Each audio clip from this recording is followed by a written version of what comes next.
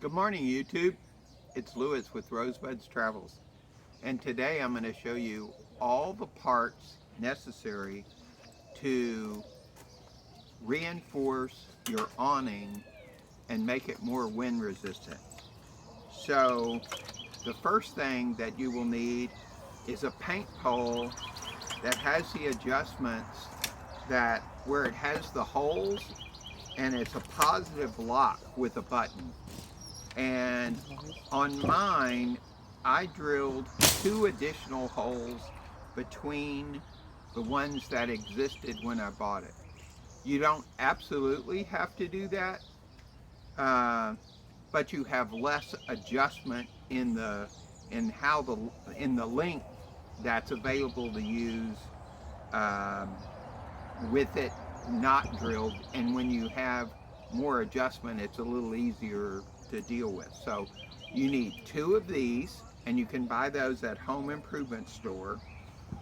So you need 2 of those, and you want the 4 to 8 foot variety of pole, and you want a kind of decent one so that they have some rigidity to them. Then you will need 2 Velcro straps, and it's 1 on each side. Then you need 2 of this small type clamp, and we got these at Harbor Freight, and they're not a lot of money. You need 2 of those. You need 2 of the bigger clamps. We also got those at Harbor Freight, and these lock onto your awning and kind of keep it from flapping.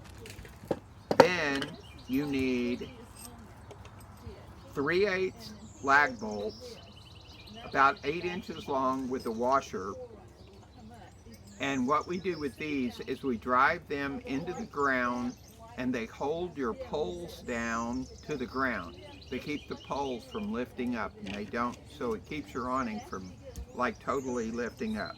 And what I put these in the ground with is I have a Ryobi impact driver with a 9/16 socket, and I drive it into the ground with my Ryobi driver. So it's an impact driver. So that's the parts you need to reinforce your awning. So now I'm going to show you what it looks like in place. And we're at the Bluebonnet Rally right now, and we've been leaving our awning out, even at night. And the winds here are sporadic, and they pick up. And even with the winds picking up here, we're not concerned about the awning, being messed up by the winds.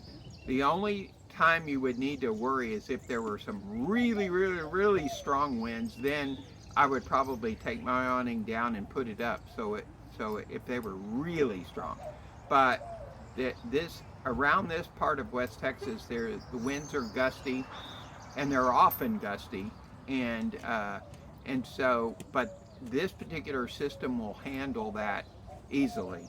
And your awning, you can leave your awning out, and it works out okay. So now I'm going to show you what it looks like in place, and you'll see how it all goes together. Okay, I'm going to show you how this goes together. So what you do is you take the pole and you put it up against the big end against the casita, and then you extend the pole out and you lock it in place to where it fits between the outside of the awning and the frame of the awning on the casita. You take your Velcro strap and you wrap it around here to lock this in place so it doesn't move.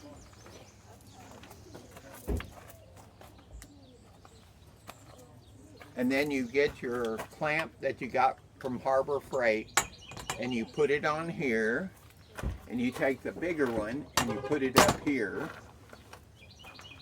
and then the pole is in place.